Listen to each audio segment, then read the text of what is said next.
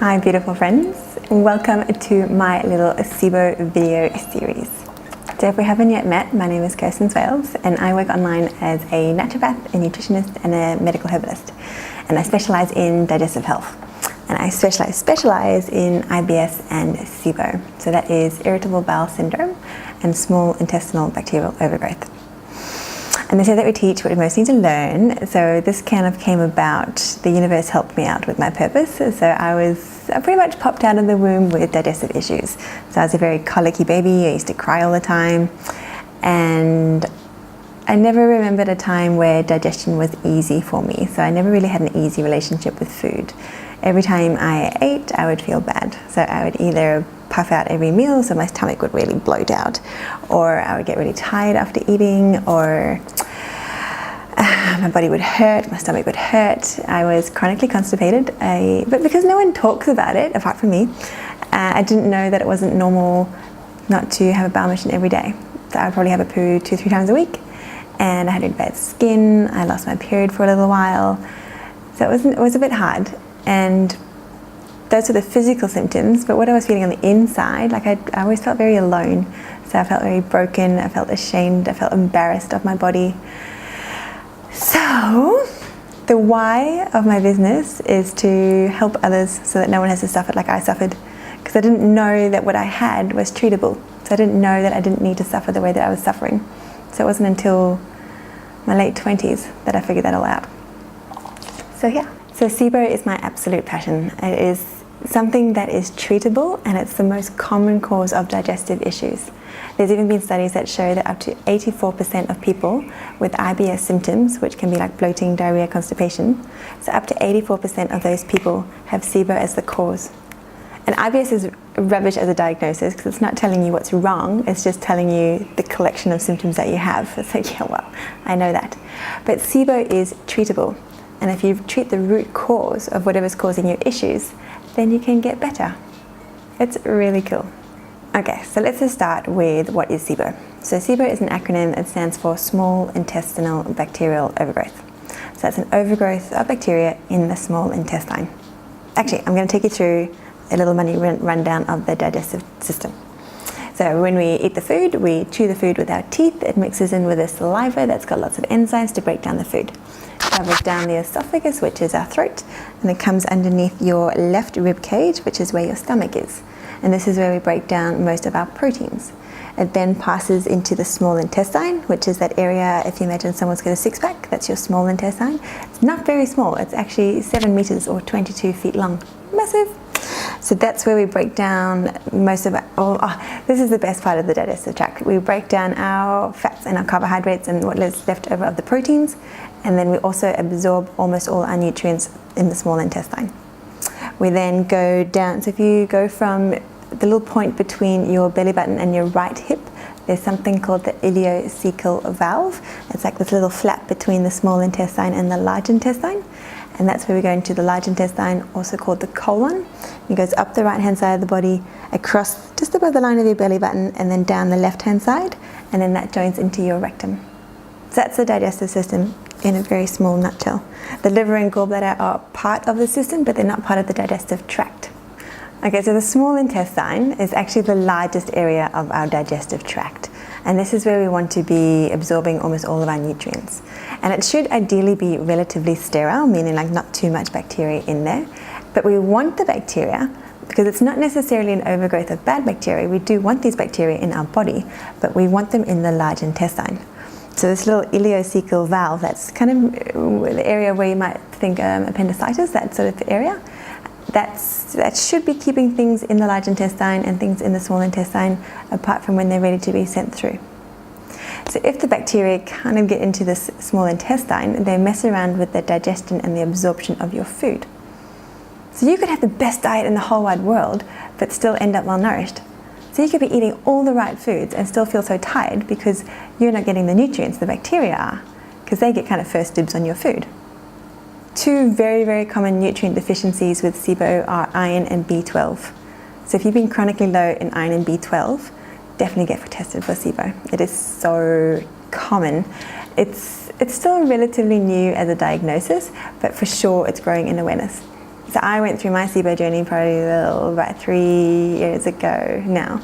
And when I first had Sibo, not many people knew what I was talking about. So I had to figure a lot of stuff out on my own. So in the past 3 years, there's definitely been awareness growing. So that's really good news. So Sibo can be quite a tricky one to treat, and I'll come to those in a different video. But do know that it is treatable, and do know that it is fixable. It's amazing. So I'm now at the stage, so when I was really, really sick, I was living my own nightmare. It was awful. I felt so alone, and I felt very scared. I felt like that was a life sentence, that was it forever. I was never going to be able to eat off a menu again. I could never go out for dinner with friends again. I could never go dating again. Oh, it was horrible. The only foods that I could eat without getting pain were chicken and eggs, because they weren't fermentable in my guts. But there's not nearly enough nutrition in those foods, so over time I just got more and more tired until I just bottomed out. Now I can eat pretty much everything. For sure there's things that we don't have to eat, like avocado toast. I mean, it's tasty, it's a millennial breakfast, and I enjoy it every now and again. But if I eat bread too often, it messes around my energy. It's not so good for us.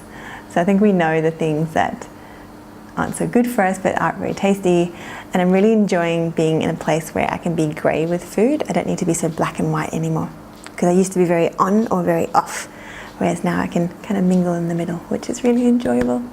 Okay, so what are the symptoms of Sibo? The classic one is the bloating within 1 to 3 hours after eating, because that's kind of when the food is sitting in the small intestine.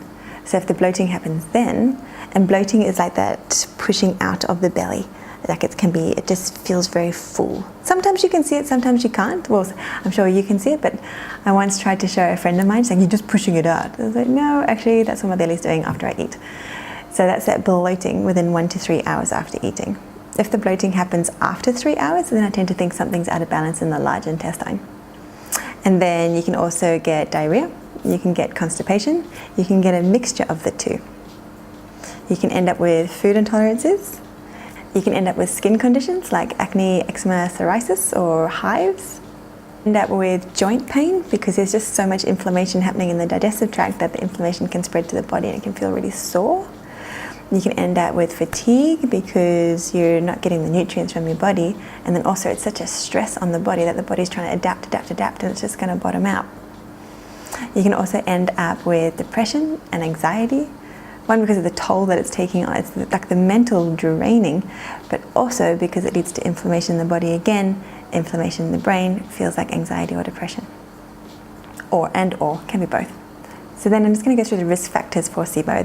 There are so many, and it could have been totally out of your control.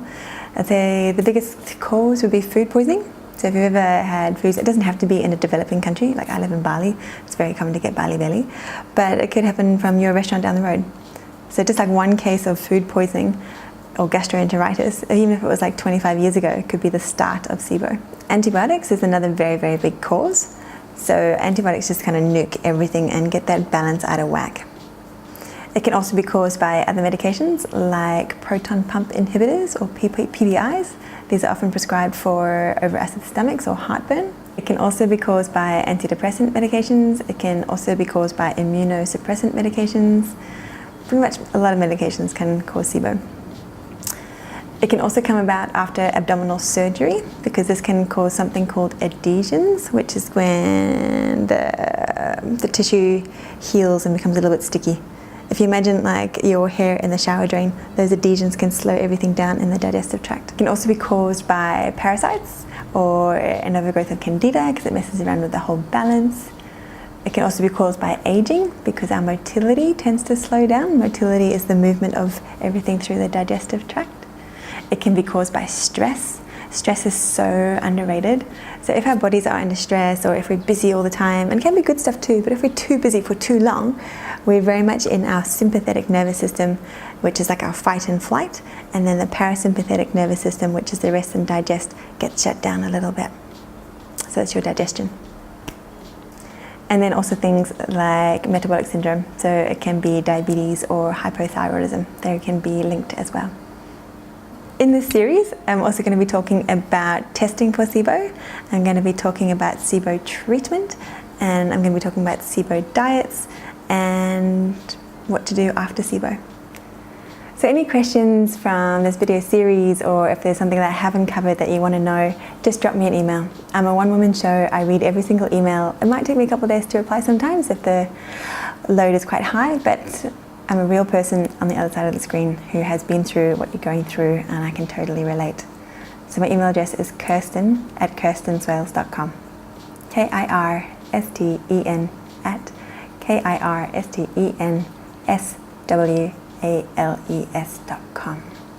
I'm right here.